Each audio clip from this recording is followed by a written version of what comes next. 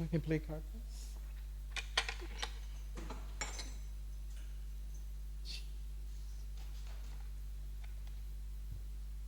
Jaya Jaya Sri Caitanya Jaya Nityananda Jaya Jaya Sri Caitanya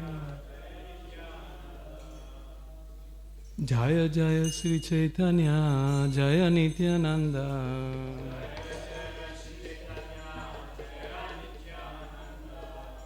Jaya Dvaita Chandra Jaya Gaura Bhakta Vrinda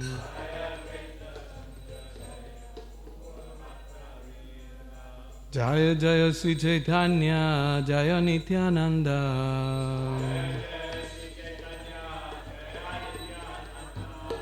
Jaya Dvaita Chandra Jaya Gaura Bhakta Vrindam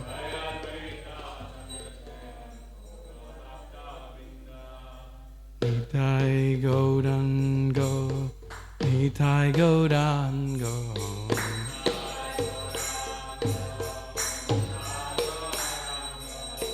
Nitai Gaurango Nitai Gaurango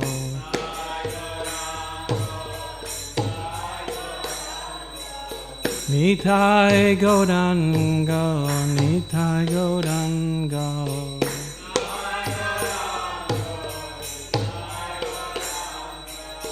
Nitai Gaurango Gaurahari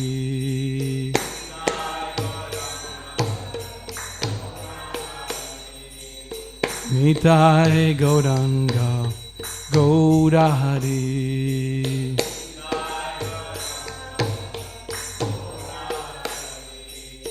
Jai Sachinandana Jai Sachinandana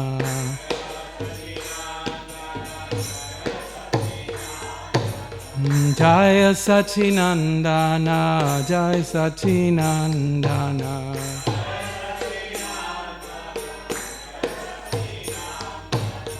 Jai Sachinandana Gaurahari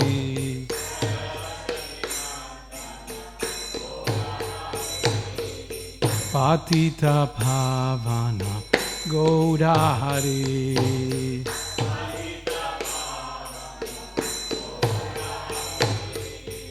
Hare Krishna Krishna Krishna Hare Hare Hare Ram Rama Rama Hare Hare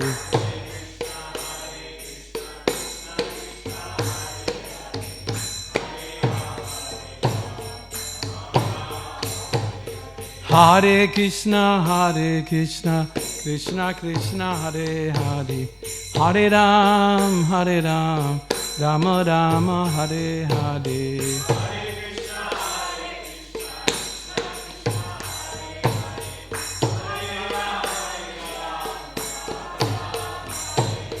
Hare Krishna Krishna Krishna Hare Hare Hare Ram Rama Rama Hare Hare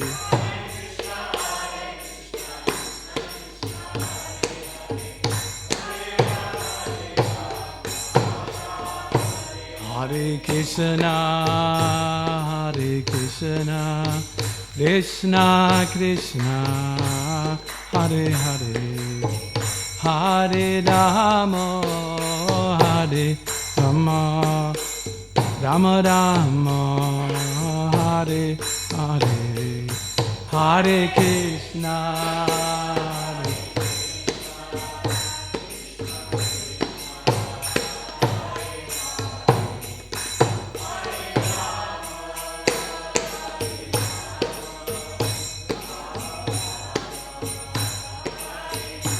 Nitai Gaura Haribo Haribo Haribo Nitai Gaura Haribo Nitai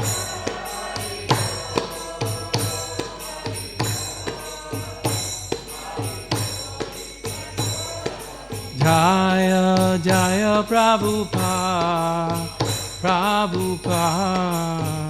Prabhupada Jaya Prabhupada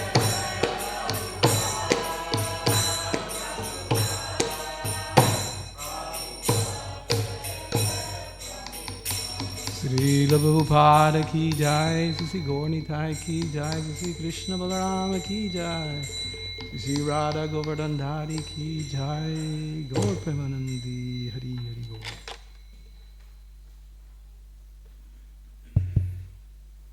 Jaya Jaya Sri Caitanya, Jaya Nityananda,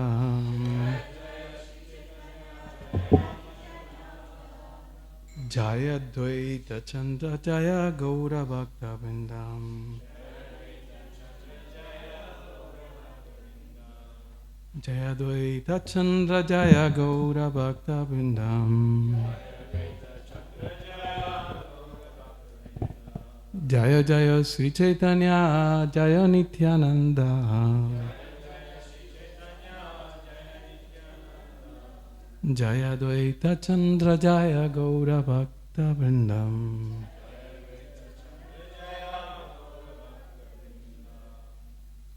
So we're reading from Sri Chaitanya Charitamrita, Adi Lila, chapter 6, text number 24. This chapter is called Pastimes of Childhood and Youth. Please repeat. Sishya Ganalana Puna Vidyara Vilasha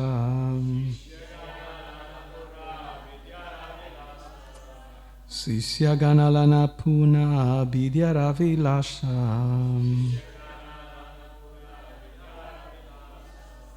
Vidyavale Savajini Audatya Prakasha Vidyavale Savajini Audatya Prakasha Sishya Ganalana Puna Vidyara Vilasha Vidyavale Savajini Audatya Prakasha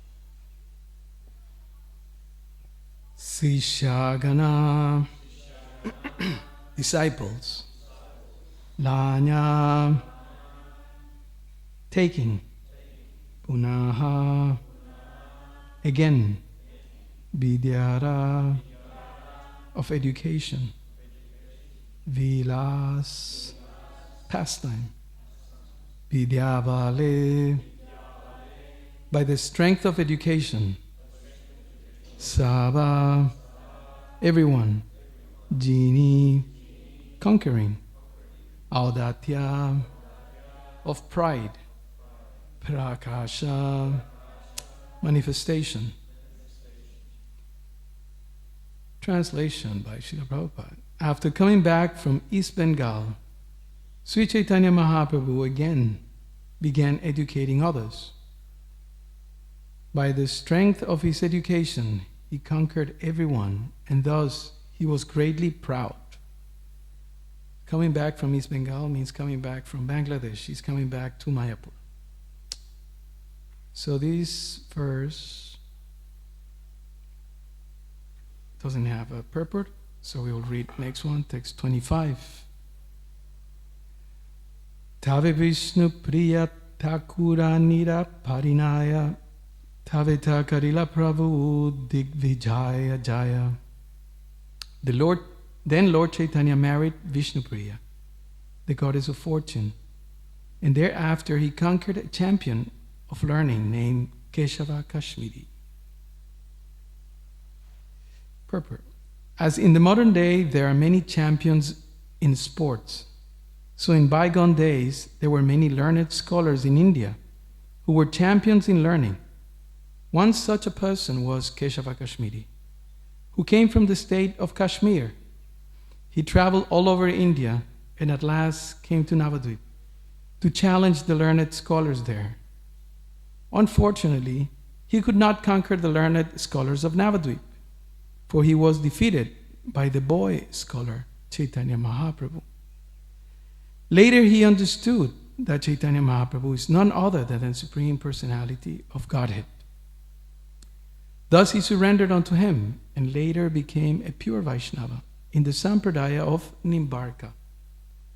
He wrote Kaustuba Prava, a commentary on the Vedanta commentary of the Nimbarka Sampradaya, which is known as the Parijata Vasya.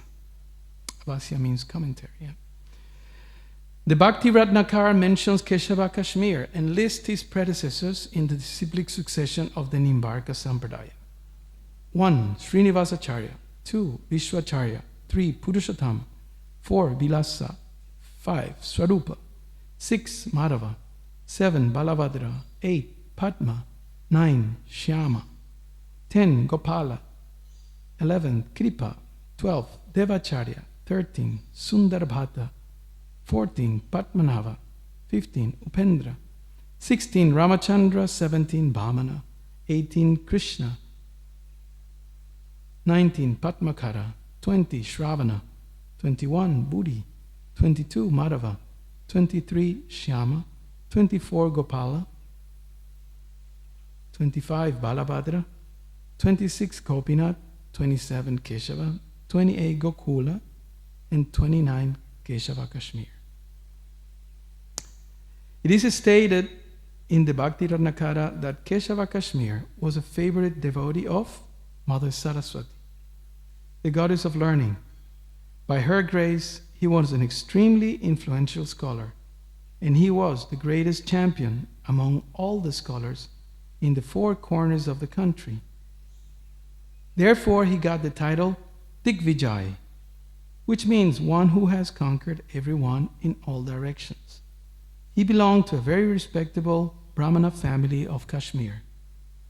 Later, by the order of Sri Chaitanya Mahaprabhu, he gave up the profession of winning championships and became a great devotee. He joined the Nimbarka Sampradaya, one of the Vaishnava communities of the Vedic culture. Om Agyanatimirandasya Gyanandjana Stalakaya Chaksurunmilitam Jena Tasmai Sri Gurave Namaha Namam Vishnu Padaya Krishna Prestaya Bhutale Srimate Bhakti Vedanta Swaminiti Namine Namaste Saraswati Deve Gauravani Pracharine Nirvisesha Sunyavari Paschatya Deshatarine Vanchakalpataruvhyascha Kripa Sindhuvya Evacha Patitanam Pavanevyo Vaishnavivyo Namo Namaha Jaya Sri Krishna Chaitanya Prabhu Nityananda Sri Advaita Gadadhara Srivasari Gaura Bhaktavrindam Hare Krishna Krishna Krishna Hare Hare Hare Rama Rama Rama Hare Hare. So we're reading the pastimes of Lord Chaitanya in his youth. And this verse and this pastime, in fact, is very significant, very important for us aspiring devotees. So, the words are there.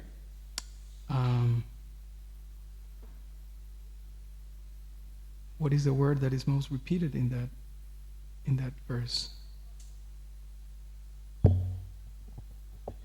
Vidya, right? So the topic of this pastime has a lot to do with knowledge. And as Srila Prabhupada emphatically presented in his teachings, Vidya is very important. We may say that the main aspect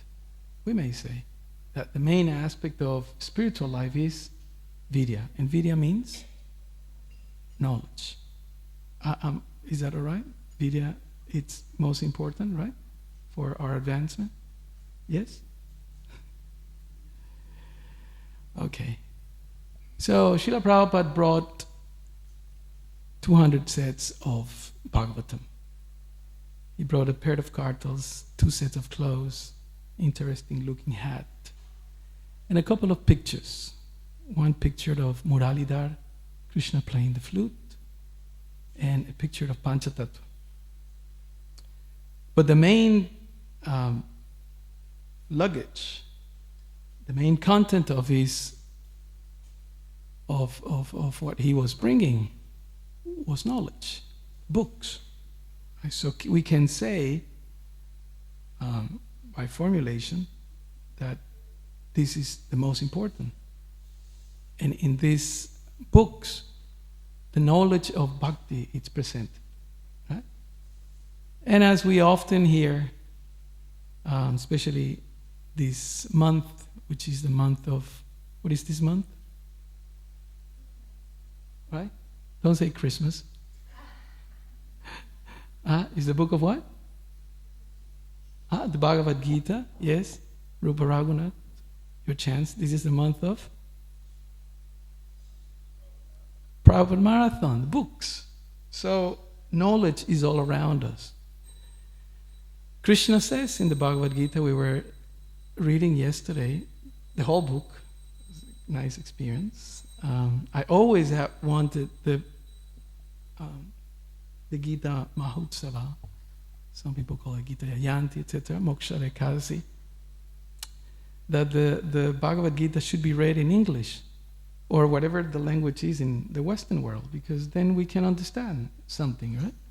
Because otherwise, if it's in Sanskrit, I don't want to argue about it, but I think it is very appropriate. So I was very happy to hear that it was going to be read in English. So when we are reading Bhagavad Gita, then we find the word knowledge coming all around it, from the beginning till the end. Right? So knowledge is very important. Vidya, that's our word. So here, this opulence of the Lord, there are 6 which define the Supreme Person. One of them is knowledge. He's the most knowledgeable. And he's using this in his youth to show us a lesson. And these elements presented in these sort of pastimes are decisive for us to learn some things which are very important. So we are emphasizing the position of Vidya, knowledge. We understood that, right? Knowledge is important. Prabhupada brought 200 sets of Bhagavatam, and he dedicated most of his energy to produce this book and to push the distribution of them and the understanding of them. Right? He said, my books are not only for selling or distribution, my books are for reading. Okay? So if we have all the books are for reading, not for decorating our bookshelf. So he's using this quality of his supremacy to establish knowledge as, very important. So he became a teacher of young boys, Balya. He was teaching there to the youngsters. So he established again, because he has left. So he went for some time to Bangladesh and West Bengal, and then he came back and started educating others. That's what this verse says. And by the strength of his education, Vidya Bhale. He conquered everyone, and thus he was greatly proud.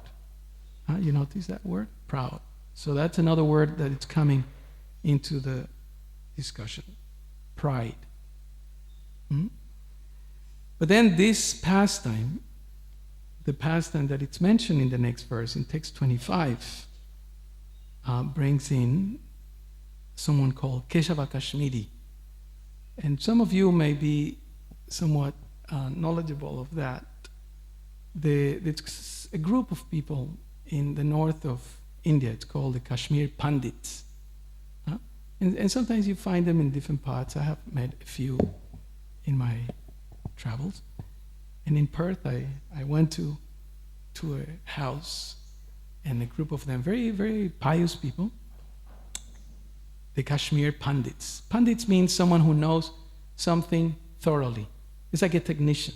When you need something specific to be fixed in your body or in the computer or in your car, you look for a technician. You look for some specialist, or in your mind, like that.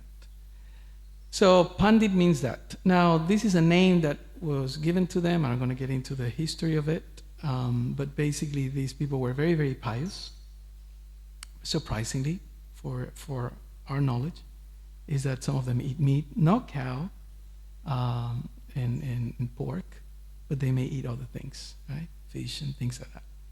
So he was coming from that area. I mean, this is now, I don't know in those days, but so he comes from that part of the world. Prabhupada is from the state of Kashmir, which is in the north of India. So he had become a champion of knowledge, right? So we're talking about knowledge, and here it is someone who's championing knowledge. So that's a great thing, right? We always are told that we have to learn our verses, we have to learn Bhakti Shastras, we have to, remember these things, we have to, of course, understand them and apply them. So knowledge is a big thing for us, and here it is a champion of knowledge. Now, there are a few things that, in regards of knowledge, have to be mentioned. Generally, we think that knowledge is somebody who knows a lot. Yeah? We know verses and we know stories and things like that.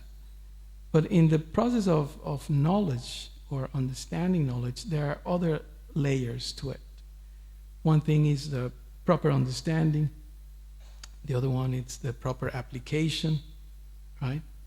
How we express that or manifest that in our relationships, in our life.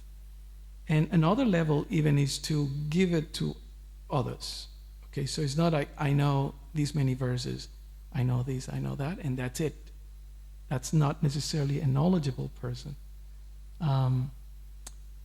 What's that verse from Chanakya Pandit that determines someone who's knowledgeable? Forgot the Sanskrit. Anyone remembers? The Sanskrit? No. I don't know what.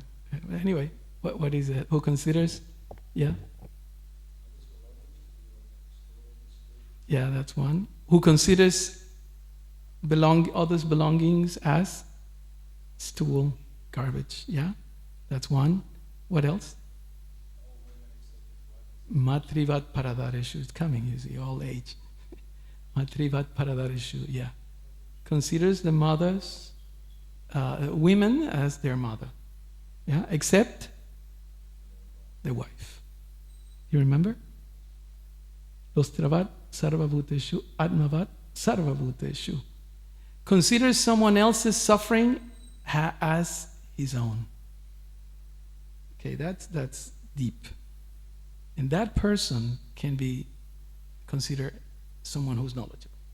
So it's not only repeating like parrot, but imbibing that understanding and living it. There's a book, old book, I think Satsuru Maharaj put it together, Living with the Scriptures.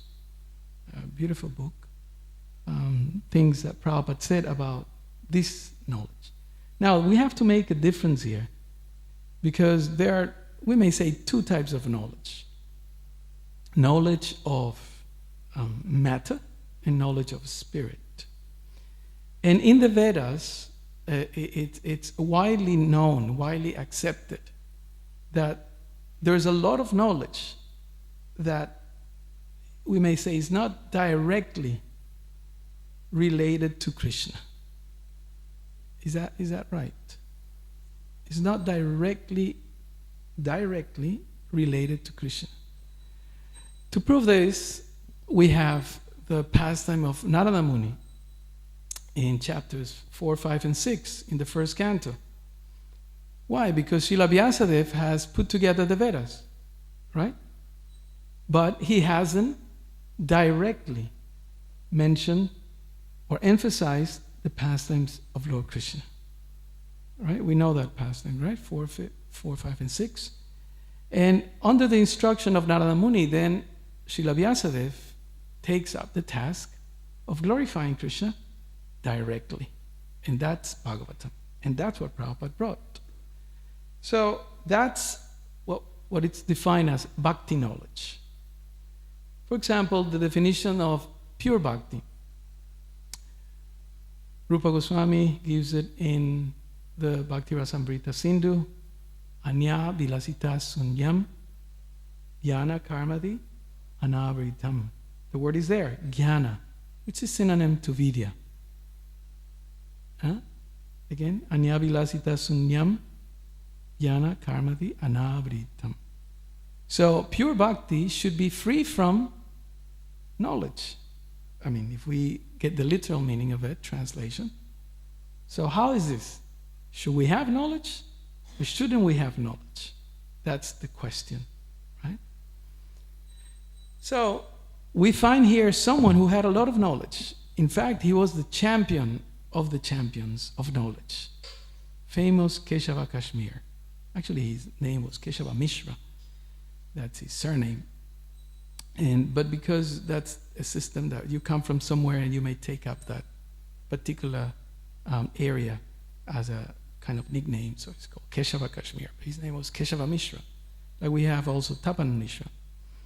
So Keshava Kashmir, he was a champion of knowledge. And he knew everything. And he defeated everyone. Okay? So imagine someone walks in New Govardhana, and he's known as, sometimes we have these great personalities who come and so much. I mean, sometimes I hear for how long Banu Swami stayed here? For 1 year or something like that? 10 months or something, yeah? And he was giving classes on regular basis. So sometimes New Government has that many, many famous people, other younger junior preachers also come around.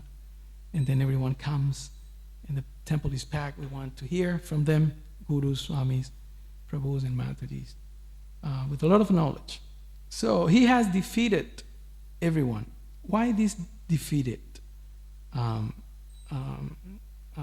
aspect of his personality? Because in those days, those who knew, and not only in those days, nowadays, we go onto YouTube and those social media, and there's a lot of people who are arguing about politics, psychology, and so many other things, right? There are famous ones. I don't want to spoil the morning atmosphere and mention their names. But as you know, there are famous ones there. And we may say, oh, that guy is intelligent. Oh, yeah, that guy. Oh, look at what he says. Oh, he's clever, very, very clever, very sharp. They can argue very quickly. It's like it gives you a headache just listening to them. So much. History, logic, philosophy, psychology. It's just incredible. Biology. It's just like how they know so much. Really, their brains are very much developed. So they argue to prove their point. So in those days, it was the same thing. And in fact, kingdoms were conquered sometimes through these people, right? Buddhism, that's how Buddhism spread, because some of his preachers will establish that and go to the king or to the king's representatives, to the Brahmins. I remember once in Bangkok, we went to do a program in, what's it called? Hindu Sabha or something like that? Gita Samaj. This is decades ago. And there we were, invited to do some Gita presentation. I don't know how, but Krishna's mercy, Prabhupada's mercy. And there was this big program. It was a gigantic deity of Lord Ganesh. And there were all these Indian Brahmins from different parts. And they were doing a super jagya. That was like it's like the Oscars of jagyas, right? It was like a super, super thing. And I was really impressed of the magnitude of the event. And, myself and a couple other brahmacharis, we were thinking, what are we doing here? All these Indians and all these Thai people, and there were people from royalty. Thailand has a kingdom. It's a kingdom. The kingdom of Shyam, it's called. So then we got to know that the main priest was the Raj Guru, was the guru of the king. So he was the advisor, like that. So anyway, we had a chance to, give him some Gita or something like that. It was quite a nice thing. So in those days, these people will argue from kingdom to kingdom, from different parts of India. And this Digvijay, or Keshava Kashmir, he has defeated everyone. And I remember once, long time back, in Mayapur, Anvadatta Prabhu, famous Gurukul teacher of those days, he was explaining how things were in those. Sometimes Prabhupada mentions like that, casually how it was. Somebody will come into your territory, and then it will be received by the representatives of the kind of the diplomatic team, and they will, what is your philosophy, what is your standpoint on this or that. And then, depending on the caliber of the Brahmin, he will present certain things. And sometimes they will be conquering, they will trying to defeat your philosophy, so the whole kingdom will become or convert towards that particular religion or line of philosophical understanding. So generally they will have these turbans. So they will come and like the boys who used to watch westerns, how they used to put the guns there on the side when they enter the bar and things like that. So the pandits will put the turbans on the side, and they will start arguing. They had different rules, they had different systems. They'll start arguing with each other. So whoever won will take the turban of the other pandit and accept it like a trophy, like that. People keeps these things to show that they are very skilled. So in this way, the pandits will go compete with each other, and sometimes have to accept defeat. And what happens when you accept defeat? You have to accept the other person as your instructor, as your mentor, as your superior.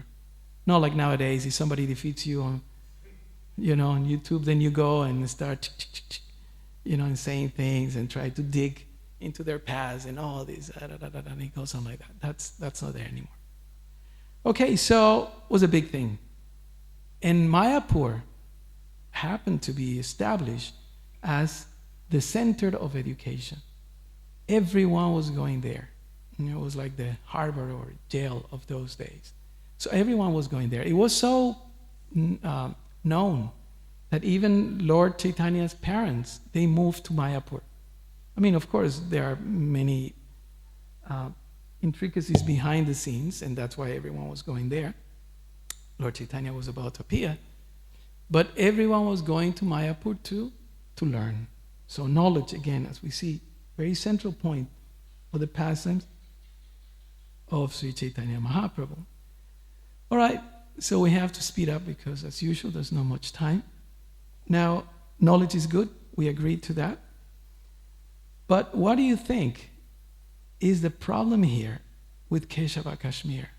What do you think that by defeating this great Pandit, Digvijay, Dig means direction and Vijay means conquering, triumphant. What is the problem with having so much knowledge?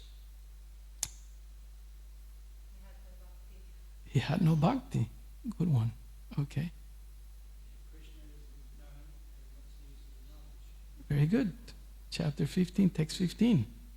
I am meant to be known through the Vedas. Vedas cha sarvara ahameva vidyo. What else? Pride. He was proud. The problem in the Bhagavad Gita, which mode is glorified? Which mode is the preferred mode that Krishna encourages people to live on and to accept? That sattva, goodness, right? And the Bhagavatam several times says in its verses, that the Bhagavatam is to reclaim those in the mode of goodness. So being in the mode of goodness is a good thing, right?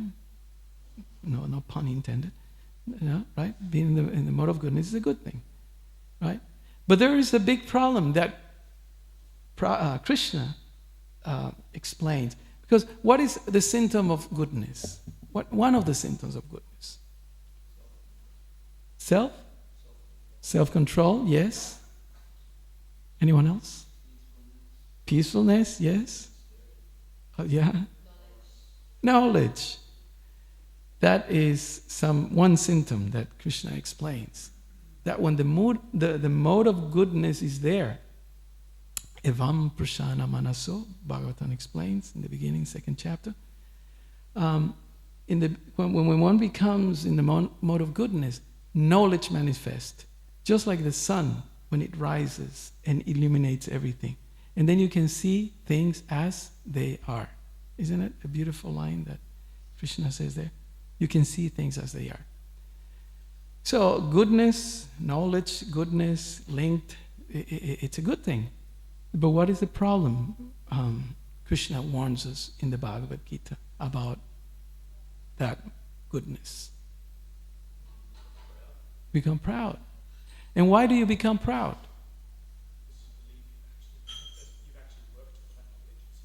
Okay, so one is that, this is my rightful claim.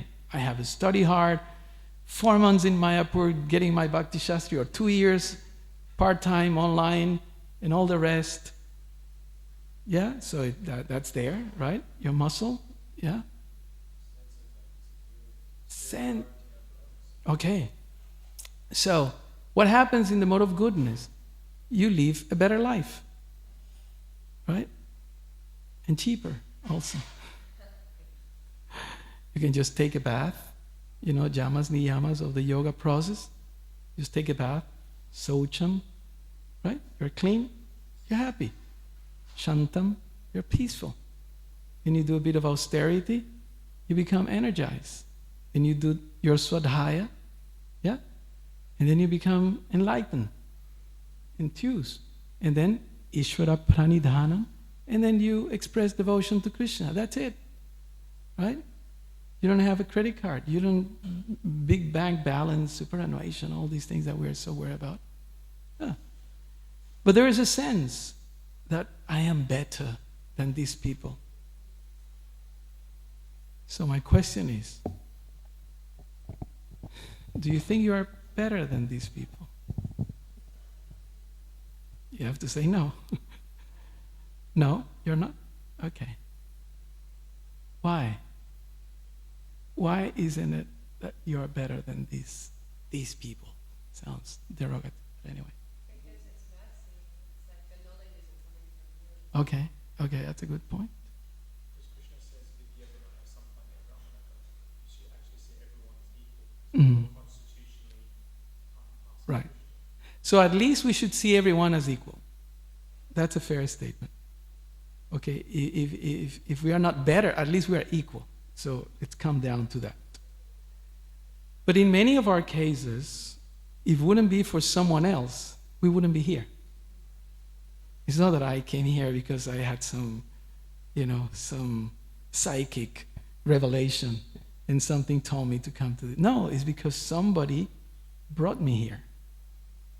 Right? I mean, not only literally, but also in the history of our pastimes or disasters, we ended up here, right? Because someone did something extraordinary to help me to be here. So, the pastimes of Keshava Kashmir is basically for the purpose of teaching us that pride is detrimental for our spiritual advancement. What is the main teaching of Lord Chaitanya? We just recited. Huh? Humility. Trinadapi Sunichena. And we have this beautiful Shikshastaka. And as Prabhupada says, all the Vedic imports are condensed in these 8 verses. And Lord Chaitanya says that of all those verses, the most important one is Trinadapi Sunichena Tarodapi Sahisnuna. And it's so important that we should carry it on our necks, like a necklace, like a locket, like that. And the great acharyas from Prabhupada to Bhaktisiddhanta to Srila Bhaktivinoda Thakur had commented on those verses, that it is important for us to be humble. And how do we manifest humility? Right? Okay, yes, I understand, I should not be proud. Yes, I know a few things more or better than others. I mean, let's say external world. But still I have to be humble. So how am I humble? How do you manifest that? Service to others, yeah. Preaching Krishna consciousness. Offering respect, yeah. Listen to this, Bhaktivinoda Thakur says. It is called the Sanmodhan Bhasyam, or the commentary on Shikshastaka. He says, the devotee who chants the holy name offenselessly is adorned with 4 very special qualities. Number 1, a natural meekness and humility because of his complete detachment from matter. 2, a pure compassion unencumbered by envy. Pure compassion unencumbered by envy.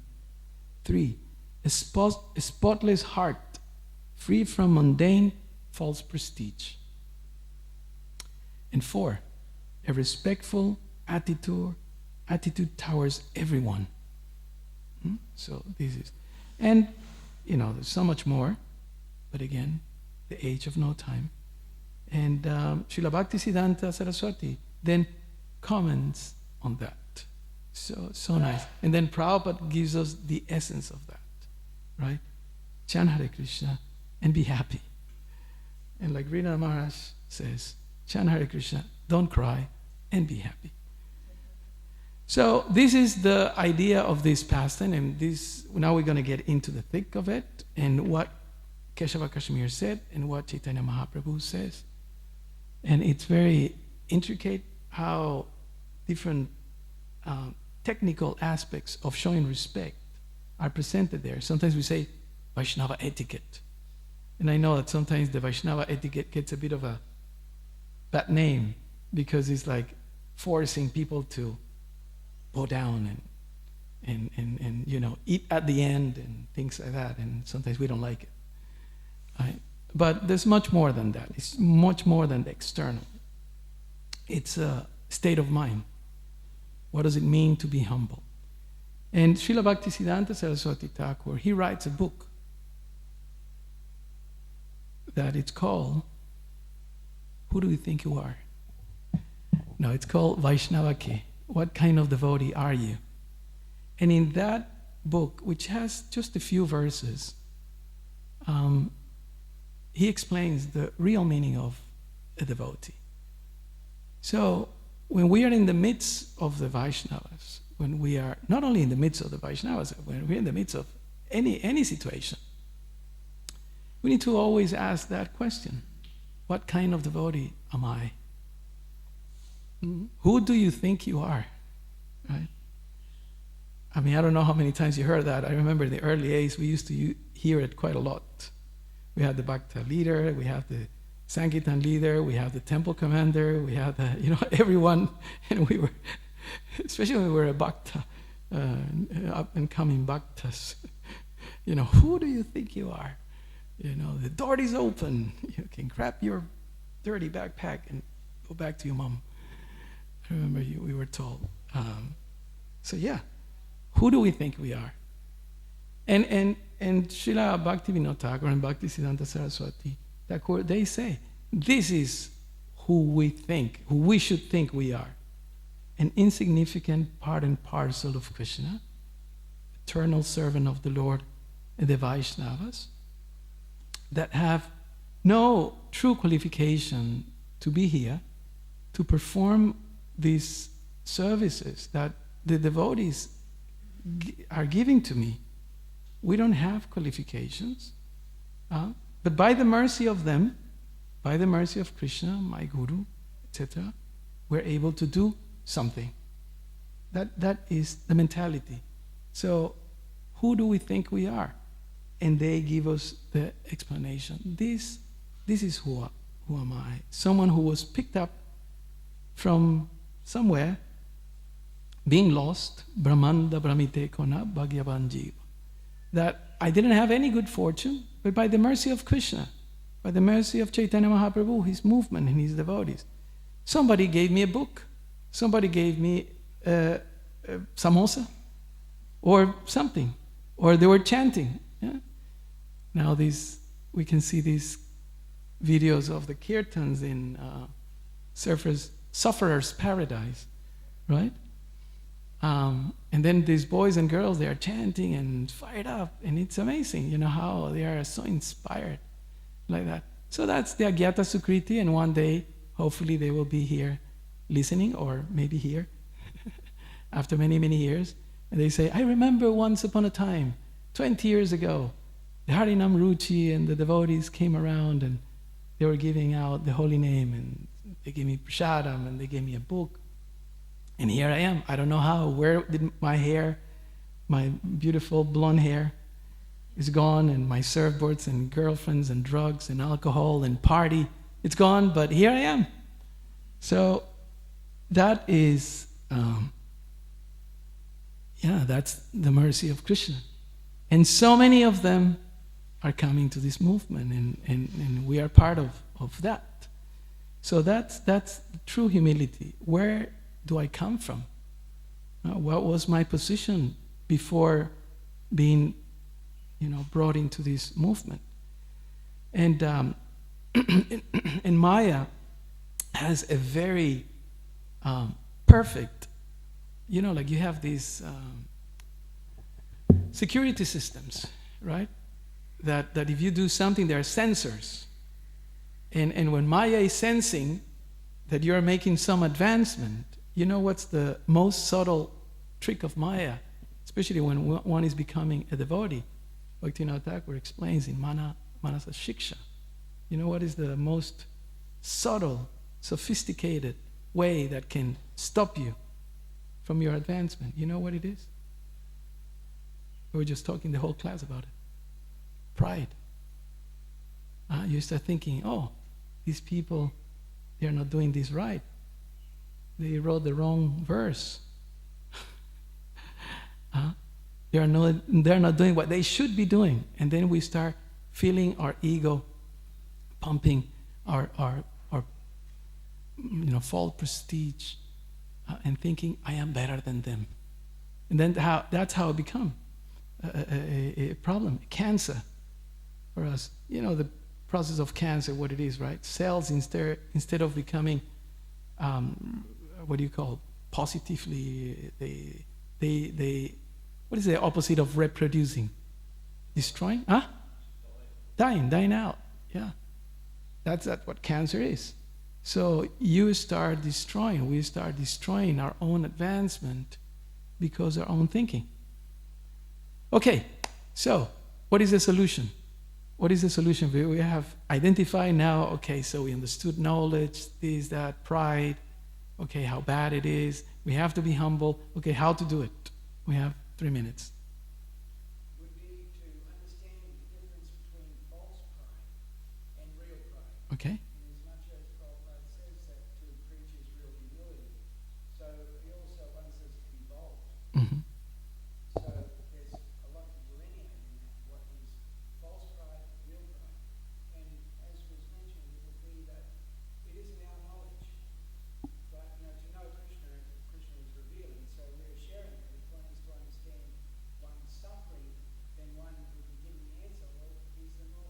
Okay. So understanding, it's good. Any other suggestions, solutions? Because we can talk, but what's the solution? Simple. Stop the offenses to the holy name. Okay, good. Chant Hare Krishna, associate with devotees. Okay. What works for you? Let's make it real. What works for you? When you're feeling a little proud or a lot proud, what works for you? Render some service. Okay, to the devotees. Prabhu?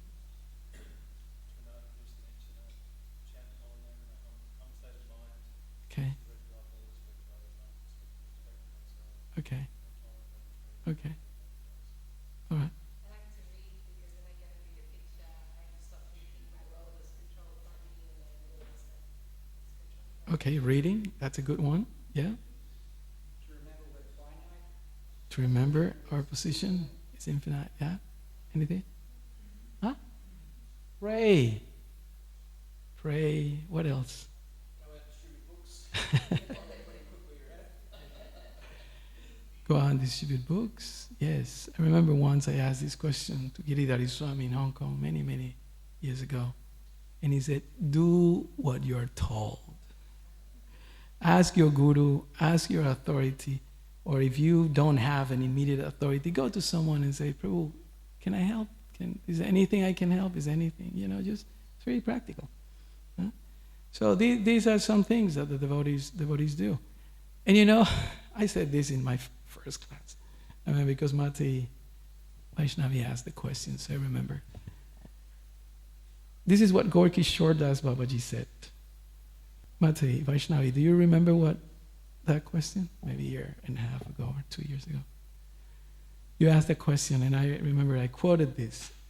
How can we be more humble?